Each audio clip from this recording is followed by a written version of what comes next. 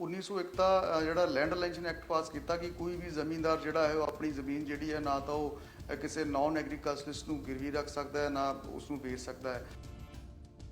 ਇੱਕ ਵੱਡਾ ਅੰਦੋਲਨ ਜਿਹੜਾ ਆ ਉਹ 1901 ਤੋਂ ਬਾਅਦ 6-7 ਸਾਲਾਂ ਵਿੱਚ ਖੜਾ ਹੋਇਆ ਜੀ। ਔਰ ਜਿਸ ਦੀ ਅਗਵਾਈ ਜਿਹੜੀ ਹੈ ਲਾਲਾ ਲਾਜਪਤ ਰਾਏ ਔਰ ਅਜੀਤ ਸਿੰਘ ਵਰਗੇ ਸਾਡੇ ਜਿਹੜੇ ਮਸ਼ਹੂਰ ਕ੍ਰਾਂਤੀਕਾਰੀ ਸੀ ਉਹਨਾਂ ਨੇ ਕੀਤੀ। ਔਰ ਰਾਵਲਪਿੰਡੀ ਹੈ, ਸਿਆਲਕੋਟ ਹੈ, ਇਹ ਸਾਰੇ ਉਹ ਏਰੀਆ ਸੀਗੇ ਜਿੱਥੇ ਕਿ ਬਹੁਤ ਸਾਰੀ ਸੰਖਿਆ ਵਿੱਚ ਸਾਡੇ ਪੰਜਾਬੀ ਰਹਿ ਰਹੇ ਸੀਗੇ, ਸਿੱਖ ਜੱਟ ਸਿੱਖ ਰਹਿ ਰਹੇ ਸੀਗੇ।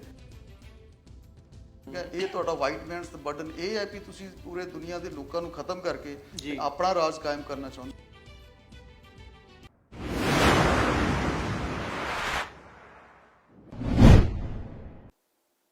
ਜਲਿਆਂਵਾਲਾ ਬਾਗ ਸਾਡੇ ਪੰਜਾਬ ਦਾ ਜਾਂ ਕਹੀਏ ਸਾਡੇ ਮੁਲਕ ਦੀ ਆਜ਼ਾਦੀ ਦਾ ਇੱਕ ਅਜਿਹਾ ਵਿਸ਼ਾ ਹੈ ਕਿ ਜਦੋਂ ਵੀ ਉਹ ਤਵਾਰੀਖ ਆਉਂਦੀ ਹੈ ਤਾਂ ਹਰ ਪੰਜਾਬੀ ਦਾ, ਹਰ ਭਾਰਤੀ ਦੇ ਜ਼ਖਮ ਜਿਹੜੇ ਨੇ ਉਹ ਅੱਲੇ ਹੋ ਜਾਂਦੇ ਨੇ। ਹਾਲਾਂਕਿ ਸਮੇਂ-ਸਮੇਂ ਤੇ ਬਹੁਤ ਕੋਸ਼ਿਸ਼ਾਂ ਹੋਈਆਂ ਕਿ ਜਲਿਆਂਵਾਲੇ ਬਾਗ ਦੀ ਜੋ ਕਹਾਣੀ ਹੈ, ਜੋ ਇਤਿਹਾਸ ਹੈ, ਜੋ ਘਟਨਾਕ੍ਰਮ ਉਸ ਦਿਨ ਵਾਪਰਿਆ ਸੀ, ਉਸ ਨੂੰ ਅਸੀਂ ਆਪਣੇ ਦੇਸ਼ ਵਾਸੀਆਂ ਤੱਕ ਪਹੁੰਚਾਈਏ। ਅਸੀਂ ਇਹ ਵੀ ਦੱਸੀਏ ਆਪਣੇ ਦਰਸ਼ਕਾਂ ਨੂੰ ਕਿ ਇਸ ਨੂੰ ਲੈ ਕੇ ਜਿਹੜੀ ਇੱਕ ਕਮੇਟੀ ਬਣੀ ਹੋਈ ਹੈ ਕੇਂਦਰ ਸਰਕਾਰ ਦੀ, ਉਹਦਾ ਪ੍ਰਧਾਨ ਮੰਤਰੀ ਜਿਹੜੇ ਹੈ ਨੇ ਚੇਅਰਮੈਨ ਹੁੰਦੇ ਨੇ। ਪਿੱਛੇ ਜੇ ਇਹਦਾ ਕਾਇਆਕਲਪ ਵੀ ਕੀਤਾ ਗਿਆ, ਰੈਨੋਵੇਸ਼ਨ ਵੀ ਕੀਤੀ ਗਈ ਤੇ ਹੁਣ ਜਾ ਕੇ ਸਰਕਾਰੀ ਕਾਲਜ ਸੈਕਟਰ 46 ਚੰਡੀਗੜ੍ਹ ਹੈਗਾ, ਉੱਥੇ ਇਤਿਹਾਸ ਦੇ ਪ੍ਰੋਫੈਸਰ ਨੇ ਡਾਕਟਰ ਰਾਜੇਸ਼ ਚੰਦਰ।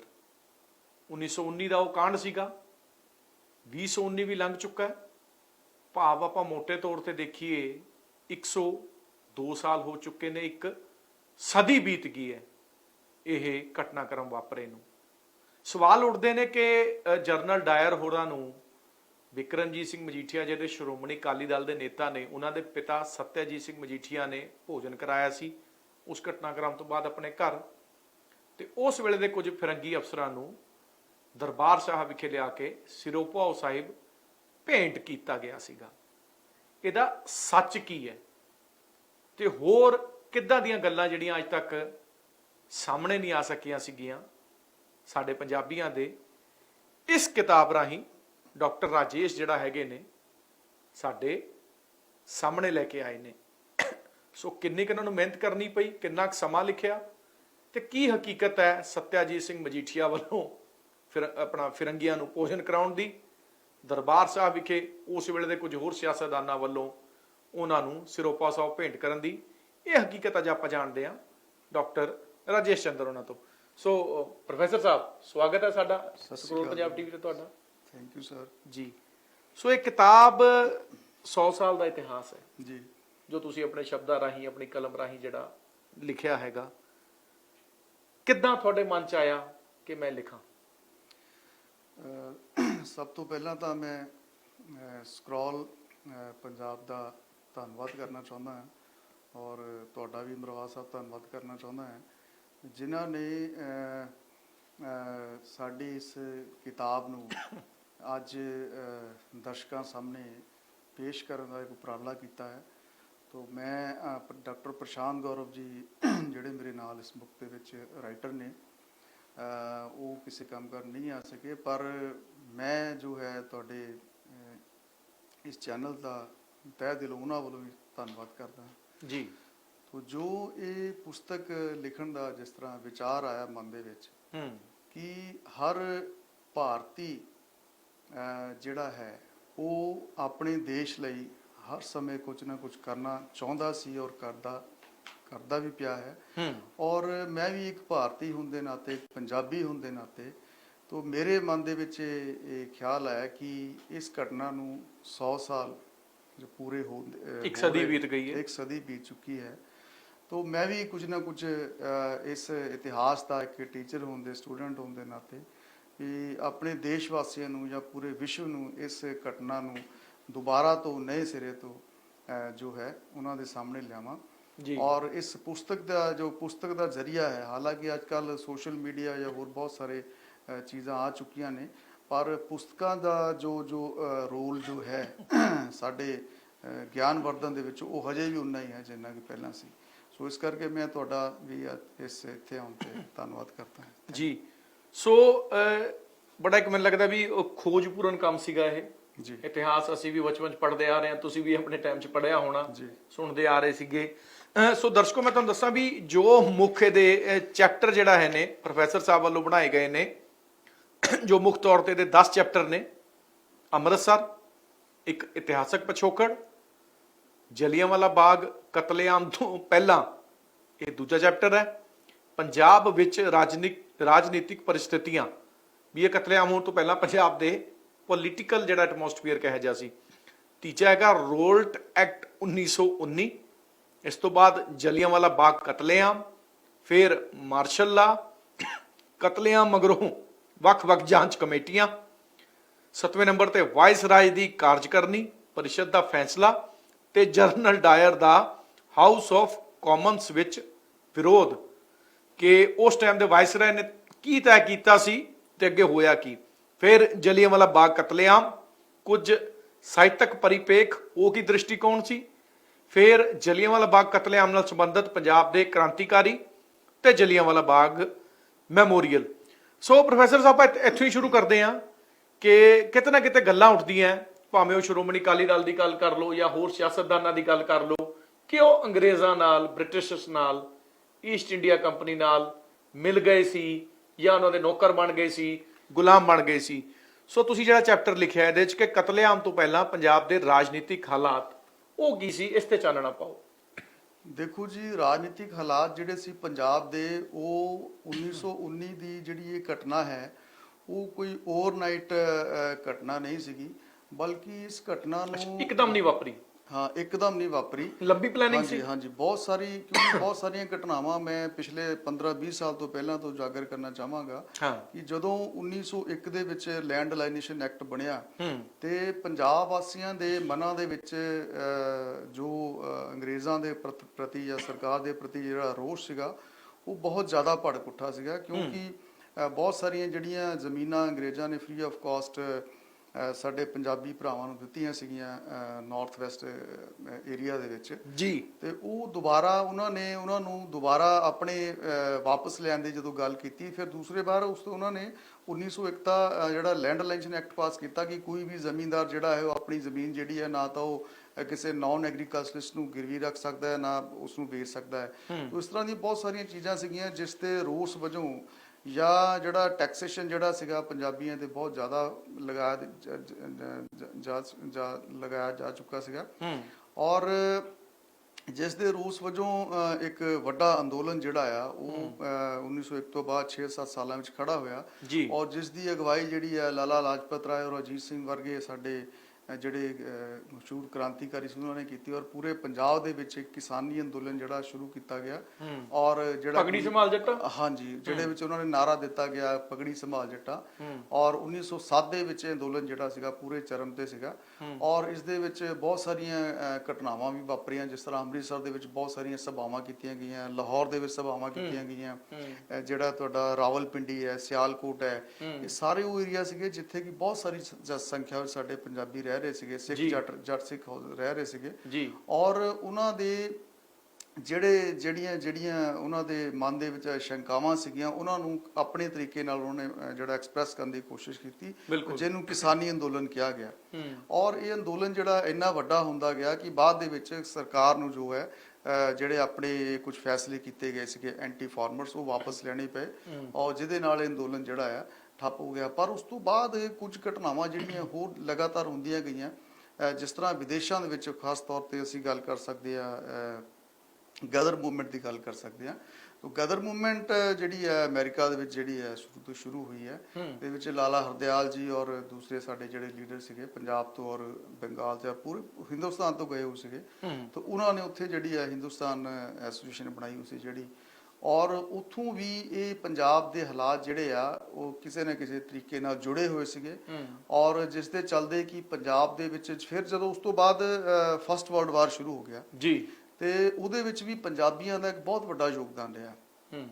ਪਰ ਪਹਿਲਾ ਵਿਸ਼ਵ ਯੁੱਧ, ਪਹਿਲਾ ਵਿਸ਼ਵ ਯੁੱਧ ਜਿਹੜਾ ਸੀਗਾ, ਔਰ ਉਸ ਤੋਂ ਬਾਅਦ ਫਿਰ ਜਦੋਂ ਇਹ ਵਿਸ਼ਵ ਯੁੱਧ ਖਤਮ ਹੋ ਗਿਆ ਤੇ ਪੰਜਾਬੀਆਂ ਦੇ ਨਾਲ ਜਾਂ ਭਾਰਤ ਦੇ ਨਾਲ ਸਰਕਾਰ ਨੇ ਬਹੁਤ ਸਾਰੇ ਵਾਅਦੇ ਕੀਤੇ ਸੀਗੇ ਕਿ ਅਸੀਂ ਤੁਹਾਨੂੰ ਇਸ ਤਰ੍ਹਾਂ ਕਰ ਦੇਵਾਂਗੇ, ਤਾਂ ਅਸੀਂ ਤੁਹਾਨੂੰ ਆਹ ਫੈਸਿਲਿਟੀ ਦੇਵਾਂਗੇ। ਪਰ ਲਾਲਚ ਕਹਿ ਸਕਦੇ, ਲਾਲਚ ਕਹਿ ਸਕਦੇ ਆ ਜਾਂ ਇੱਕ ਭਰਮ ਕਹਿ ਸਕਦੇ ਆ, ਭਰਮ ਦੀ ਸਥਿਤੀ ਪੈਦਾ ਕੀਤੀ। ਤੋ ਉਸਦੇ ਵਿੱਚ ਬਹੁਤ ਸਾਰੇ ਜਿਹੜੇ ਸਾਡੇ ਪੰਜਾਬੀ ਸੀਗੇ ਉਹਨਾਂ ਦਾ ਵੀ ਯੋਗਦਾਨ ਰਿਹਾ। ਪਰ ਜਦੋਂ ਵਿਸ਼ਵ ਯੁੱਧ ਖਤਮ ਹੋਇਆ, ਪਰ ਉਸਦੇ ਨਾਲ ਹੀ ਜਿਹੜਾ ਆ ਪੰਜਾਬ ਦੇ ਵਿੱਚ ਬਹੁਤ ਸਾਰੇ ਇਸ ਤਰ੍ਹਾਂ ਦੇ ਕਾਲੇ ਕਾਨੂੰਨ ਜਿਹੜੇ ਆ ਲਾਗੂ ਕਰ ਦਿੱਤੇ ਗਏ, ਜਿਹਦੇ ਕਰਕੇ ਪੰਜਾਬੀਆਂ ਨੂੰ ਇਸ ਤਰ੍ਹਾਂ ਲੱਗਿਆ ਵੀ ਸਾਡੇ ਨਾਲ ਜਿਹੜਾ ਇੱਕ ਬਹੁਤ ਵੱਡਾ ਵਿਸ਼ਵਾਸਘਾਤ ਕੀਤਾ ਗਿਆ, ਧੱਕਾ ਕੀਤਾ ਗਿਆ, ਵਿਸ਼ਵਾਸਘਾਤ ਕੀਤਾ ਗਿਆ, ਔਰ ਅਸੀਂ ਇਸ ਨੂੰ ਬਿਲਕੁਲ ਨਹੀਂ ਸਹਿਣ ਕਰਾਂਗੇ। ਕਿਉਂਕਿ ਇਹ ਯੋਧਿਆਂ ਸ਼ੂਰਵੀਰਾਂ ਦੀ ਧਰਤੀ ਹੈ, ਇਹ ਕਦੀ ਕਿਸੇ ਤੋਂ ਮਤਲਬ ਕਿ ਪਿੱਛੇ ਨਹੀਂ ਹਟਦੇ, ਆਪਣੀ ਕੁਰਬਾਨੀ ਦੇ ਲੱਗੇ ਕਦੀ ਨਹੀਂ ਖੜਦੇ। ਪਰ ਜਦੋਂ ਕੋਈ ਵਿਸ਼ਵਾਸਘਾਤ ਇਸ ਤਰ੍ਹਾਂ ਕਰੇ ਤੇ ਉਸਦੇ ਨਾਲ ਫਿਰ ਲੋਕਾਂ ਦੇ ਮਨਾਂ ਵਿੱਚ ਰੋਸ਼ ਪੈਦਾ ਹੋ ਹੀ ਜਾਂਦਾ ਹੈ। ਦੂਸਰਾ ਸੀਗਾ ਕਿ ਅਸੀਂ ਸਰਕਾਰ ਦਾ ਪੱਖ ਦੇਖਦੇ ਹਾਂ। ਸਰਕਾਰ ਦਾ ਪੱਖ ਇਹ ਸੀ ਕਿ ਸਰਕਾਰ ਨੇ ਜੋ ਹੈ, ਜਿਸ ਤਰ੍ਹਾਂ ਮਾਰਸ਼ਲ ਲਾਅ ਜਿਹੜਾ ਪਹਿਲਾਂ ਬਣਾਇਆ ਸੀਗਾ, ਇਸ ਨੂੰ ਕਾਲੇ ਕਾਨੂੰਨ ਕਿਹਾ ਜਾਂਦਾ ਹੈ, ਉਹਨਾਂ ਦੇ ਵਿੱਚ ਵੀ ਇਸ ਤਰ੍ਹਾਂ ਦੇ ਬਹੁਤ ਸਾਰੇ ਪ੍ਰਾਵਧਾਨ ਜਿਹੜੇ ਰੱਖੇ ਸੀਗੇ। ਉਹਨਾਂ ਵਿੱਚ ਇਹ ਕਿਹਾ ਗਿਆ ਸੀਗਾ ਕਿ ਕਿਸੇ ਨੂੰ ਵੀ ਅਸੀਂ ਜਿਹੜਾ ਆ ਵਿਦਆਊਟ ਐਨੀ ਟਰਾਇਲ, ਠੀਕ ਹੈ, ਪਕੜ ਸਕਦੇ ਆ, ਜਾਂ ਵਿਦਆਊਟ ਐਨੀ ਟਰਾਇਲ ਅਸੀਂ ਉਹਨੂੰ ਸਜ਼ਾ ਦੇ ਸਕਦੇ ਆ।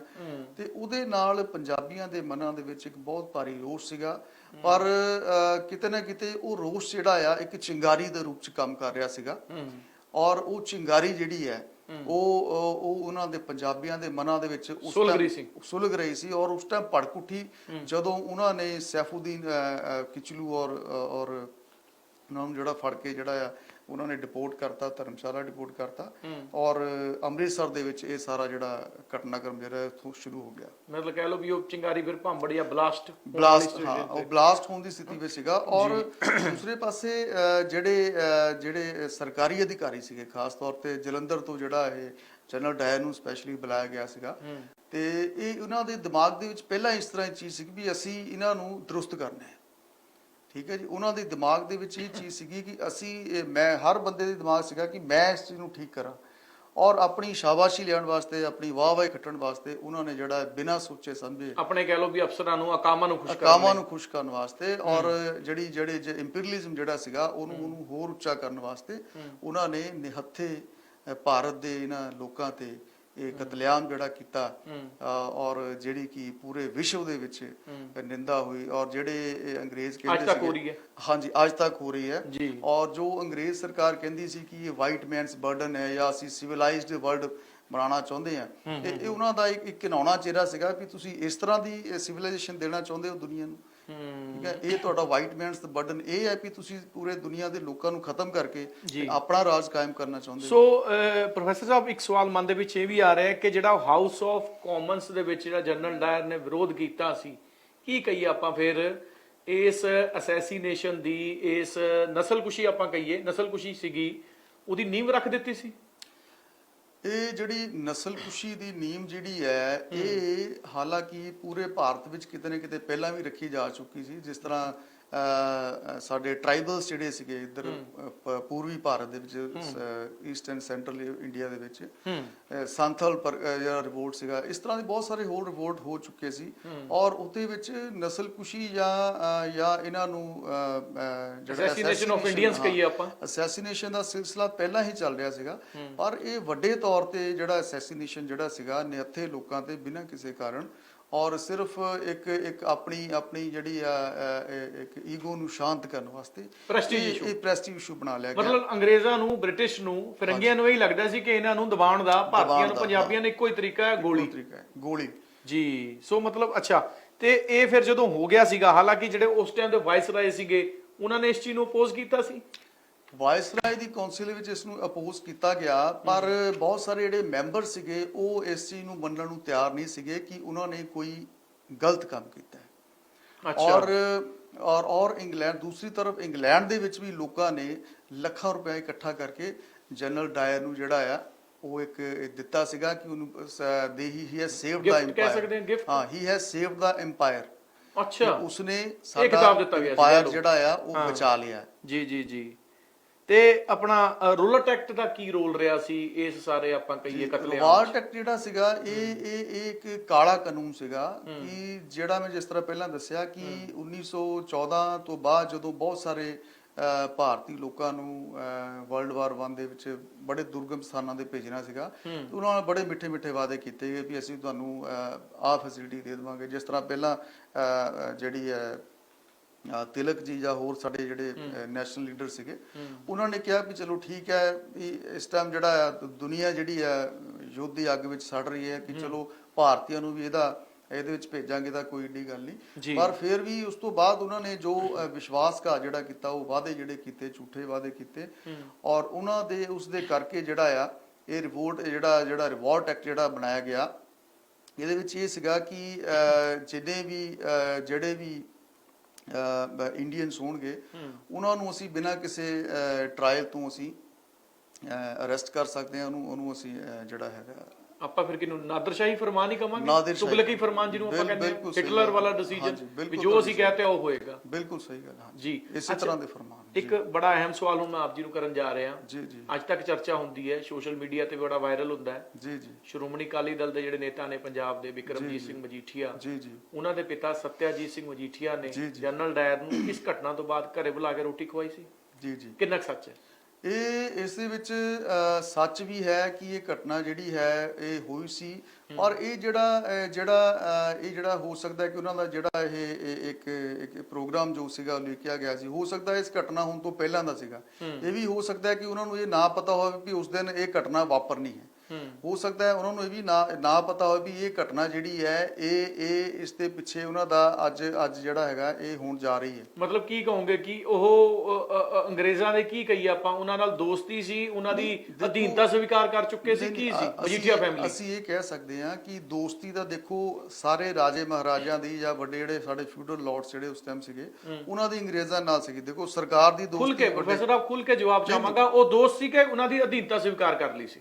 ਨਹੀਂ, ਅਸੀਂ ਅਧੀਨਤਾ ਨਹੀਂ ਪੂਰੀ ਤਰ੍ਹਾਂ ਕਹਿ ਸਕਦੇ ਕਿਉਂਕਿ ਜਿਹੜੀ ਦੇਖੋ ਮੌਕੇ ਤਾਂ ਹੀ ਉਹਨਾਂ ਦੀਆਂ ਰਿਆਸਤਾਂ ਬਚ ਗਈਆਂ ਸੀਗੀਆਂ ਮੌਕੇ ਦੀ। ਹਾਂ, ਮੈਂ ਤੁਹਾਨੂੰ ਇਹੀ ਦੱਸਣ ਲੱਗਾ ਕਿ ਮੌਕੇ ਦੀ ਜਿਹੜੀ ਸਰਕਾਰ ਹੁੰਦੀ ਹੈ, ਕਿਉਂਕਿ ਇਹ ਇੱਕ ਇੰਪੀਰੀਅਲਿਸਟਿਕ ਡਿਜ਼ਾਈਨ ਸੀ ਸਾਰਾ, ਉਹਦੇ ਵਿੱਚ ਭਾਰਤ ਦੇ ਵਿੱਚ ਬਹੁਤ ਸਾਰੀਆਂ ਰਿਆਸਤਾਂ ਸੀਗੀਆਂ, ਜਿਹਦੇ ਪਟਿਆਲਾ ਸੀ, ਨਾਭਾ ਸੀ, ਜਾਂ ਹੋਰ ਬਹੁਤ ਸਾਰੀਆਂ ਰਿਆਸਤਾਂ, ਕਪੂਰਥਲਾ ਸੀ, ਉਹ ਅਧੀਨਤਾ ਸਵੀਕਾਰ ਉਹਨਾਂ ਨੇ ਆਲਰੇਡੀ ਕੀਤੀ ਹੋਈ ਸੀ। ਸੁਬਆਰਡੀਨੇਟਸ ਅਸੀਂ ਉਹਨੂੰ ਕਹਿ ਸਕਦੇ ਹਾਂ। ਠੀਕ ਹੈ, they were the subordinates and tribute paying kings ਆਪਾਂ ਕਹਿ ਸਕਦੇ ਹਾਂ। ਠੀਕ ਹੈ, ਪਰ ਇਸ ਤਰ੍ਹਾਂ ਅਸੀਂ ਇਹ ਨਹੀਂ ਕਹਿ ਸਕਦੇ ਕਿ ਪੂਰੀ ਤਰ੍ਹਾਂ ਨਾਲ ਵੀ ਉਹਨਾਂ ਨੇ ਉਹਨਾਂ ਨੂੰ ਖਾਣਾ ਖਿਲਾਇਆ। ਠੀਕ ਹੈ, ਖਿਲਾਇਆ ਹੋਵੇਗਾ ਸਾਰਾ, ਹੋਰ ਬਹੁਤ ਵੱਡੇ ਵੱਡੇ ਰਾਜੇ ਕਰਦੇ। ਹੋ ਸਕਦਾ ਉਹ ਉਸ ਟਾਈਮ ਉਹਨਾਂ ਦਾ ਪ੍ਰੋਗਰਾਮ ਕਿਤੇ ਮਹਾਰਾਜਾ ਪਟਿਆਲਾ ਦੇ ਘਰ ਹੁੰਦਾ ਜਾਂ ਮਹਾਰਾਜਾ ਨਾਭਾ ਦੇ ਘਰ ਹੁੰਦਾ, ਉਹਨਾਂ ਨੇ ਵੀ ਹਾਈਲਾਈਟ ਹੋ ਜਾਣਾ ਸੀਗਾ।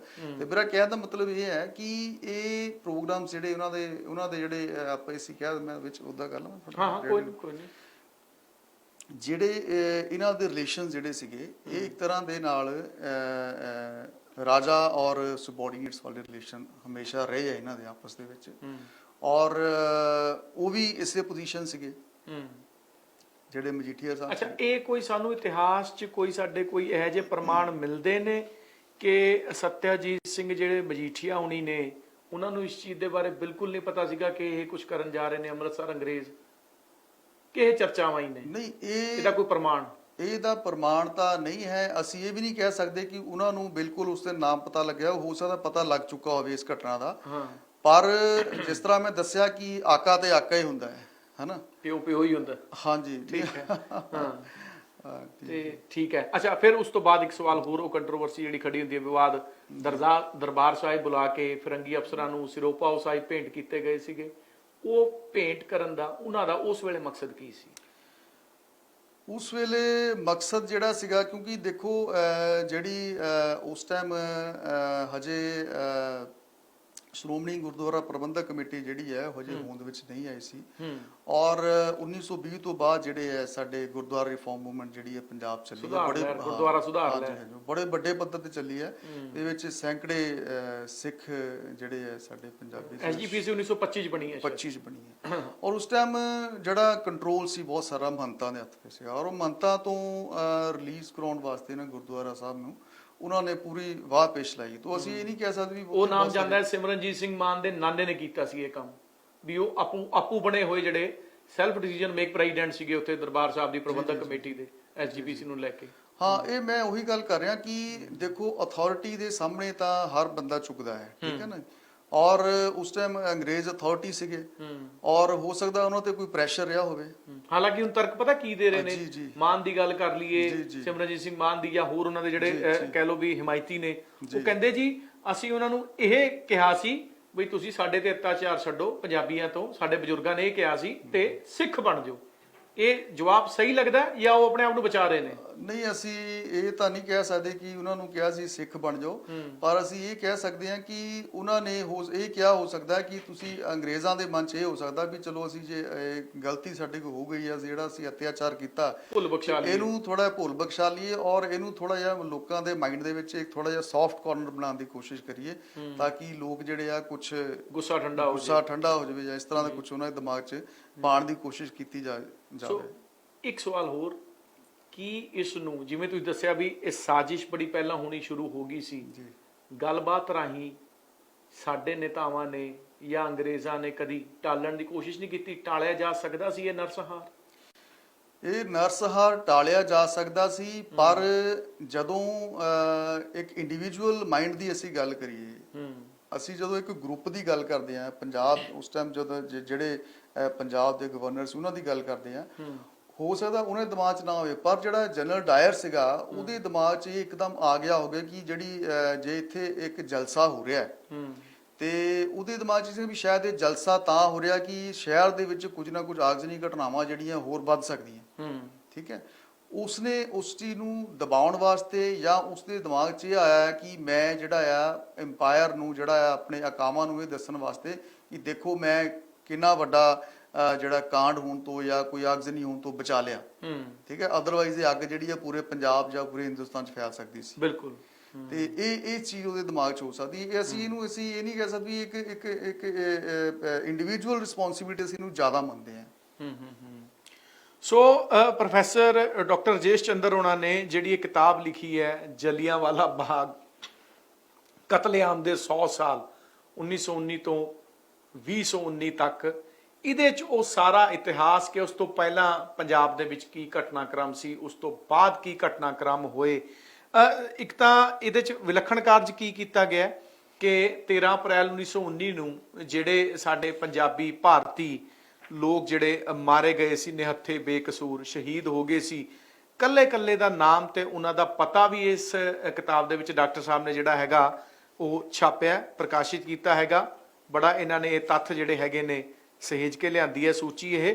ਇਸ ਤੋਂ ਇਲਾਵਾ ਜੇ ਆਪਾਂ ਗੱਲ ਕਰ ਲਈਏ ਤਾਂ ਜਿਹੜੀਆਂ ਹੋਰ ਵੱਡੀਆਂ ਘਟਨਾਵਾਂ ਜਿਹੜੀਆਂ ਪੰਜਾਬ ਦੇ ਵਿੱਚ ਵਾਪਰੀਆਂ ਸੀ, 464 ਬੰਦਿਆਂ ਦੀ ਸੂਚੀ ਤਾਂ ਬੁੱਕ ਦੇ ਵਿੱਚ ਛਪੀ ਹੋਈ ਹੈ।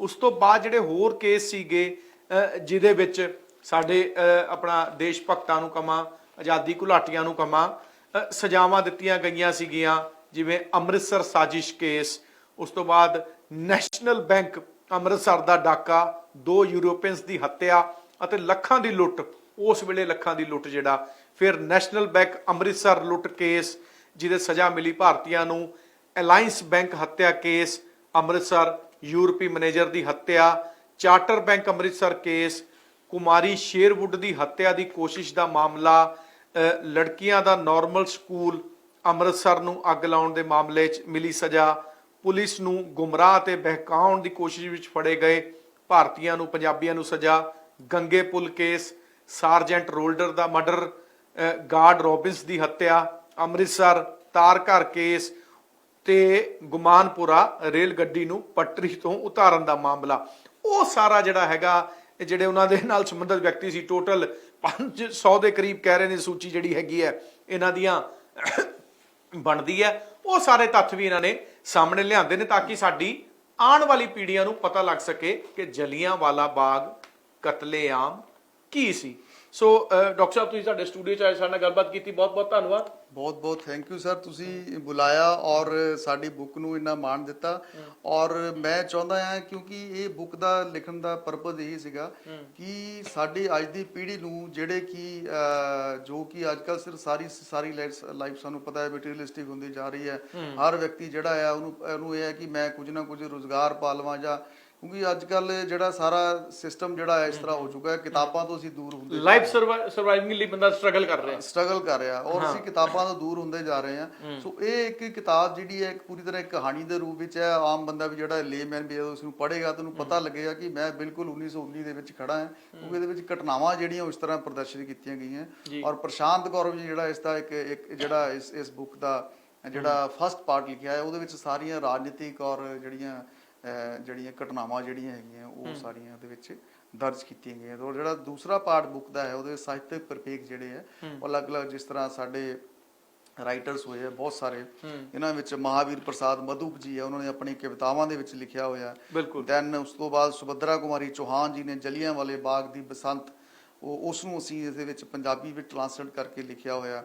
ਸੋਹਣ ਸਿੰਘ ਮੀਸ਼ਾ ਜੀ ਨੇ ਸਿੱਕੇ ਦੇ ਦਾਗ ਕਵਿਤਾ ਜਿਹੜੀ ਲਿਖੀ ਸੀ ਉਹਨੂੰ ਅਸੀਂ ਇਸ ਇਨਕਲੂਡ ਕੀਤਾ ਹੈ। ਬਾਬੂ ਫਿਰੋਜ਼ਦੀਨ ਸ਼ਰਫ ਜੀ ਹੈ ਜਿਨ੍ਹਾਂ ਨੇ ਜਲਿਆਂਵਾਲਾ ਬਾਗ ਲਿਖਿਆ। ਦੈਨ ਉਸ ਤੋਂ ਬਾਅਦ ਹੀਰਾ ਸਿੰਘ ਦਰਦ ਜੀ ਜਿਨ੍ਹਾਂ ਨੇ ਜਲਿਆਂਵਾਲੇ ਬਾਗ ਦੀ ਵਿਸਾਖੀ, ਭਗਤ ਸਿੰਘ, ਰਾਜਗੁਰੂ, ਸੁਖਦੇਵ ਨੂੰ, ਭਾਰਤ ਵਰਸ਼ ਨੂੰ। ਦੈਨ ਉਸ ਤੋਂ ਬਾਅਦ ਗਦਰ ਪਾਰਟੀ ਦੀਆਂ ਕਾਂਗਰਸ ਨਾਲ ਦੋ ਗੱਲਾਂ। ਇਸ ਤੋਂ ਬਾਅਦ ਅਸੀਂ ਨਵਤੇਜ ਸਿੰਘ ਪ੍ਰੀਤਲੜੀ, ਜੋ ਗੁਰਬਖਸ਼ ਸਿੰਘ ਪ੍ਰੀਤਲੜੀ ਦੇ ਬੇਟੇ ਵੱਡੇ ਬੇਟੇ ਸੀ, ਉਹਨਾਂ ਨੇ ਜਲਿਆਂਵਾਲਾ ਬਾਗ ਜਾਗ ਪਿਆ ਇੱਕ ਲੇਖ ਲਿਖਿਆ, ਉਹਨੂੰ ਵੀ ਅਸੀਂ ਇਹਦੇ ਵਿੱਚ ਇਨਕਲੂਡ ਕੀਤਾ ਹੈ।